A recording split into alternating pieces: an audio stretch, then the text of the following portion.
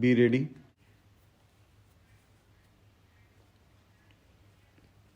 Five seconds.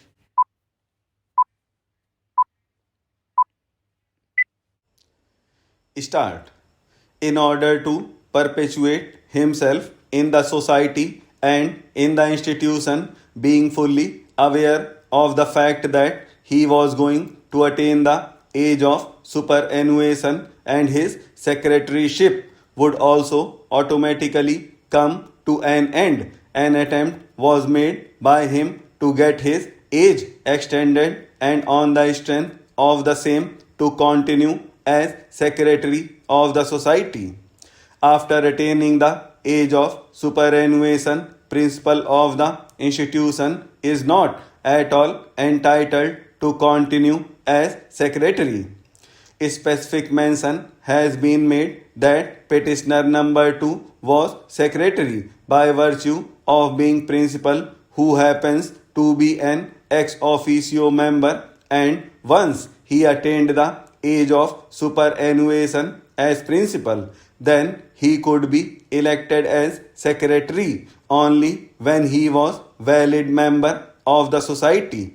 But at no point of time he had ever been enrolled as valid member of the general body of the society.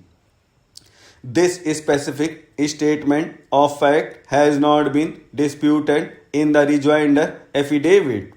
Once this is the factual situational in respect of status of petitioner number 2 as principal of the institution has already attained the age of superannuation, and this fact has not been substantiated before this court as to in what way and manner he had been enrolled as member of the general body of the society, then legitimately petitioner number 2 has no grievance.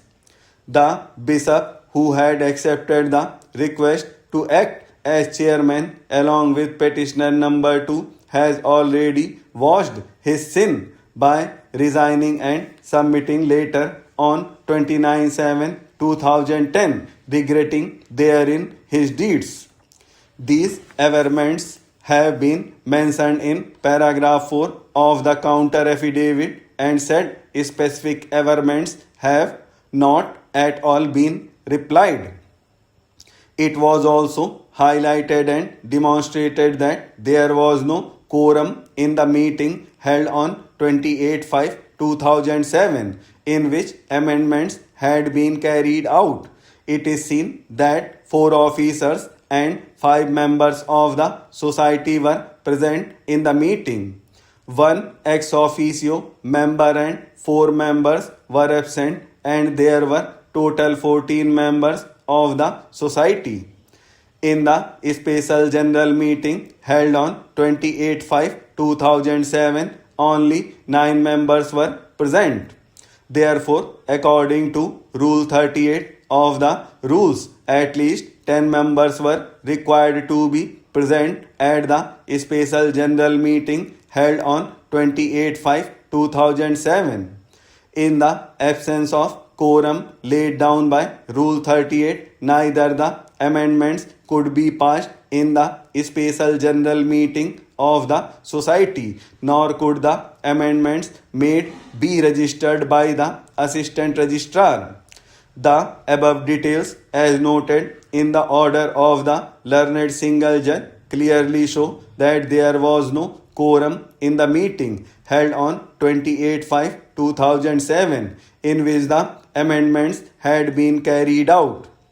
After saying so, the learned single judge correctly concluded that in such a situation and in this background, any interference with the order of the assistant registrar would amount to perpetuating the illegality and subscribing to apparent illegality committed.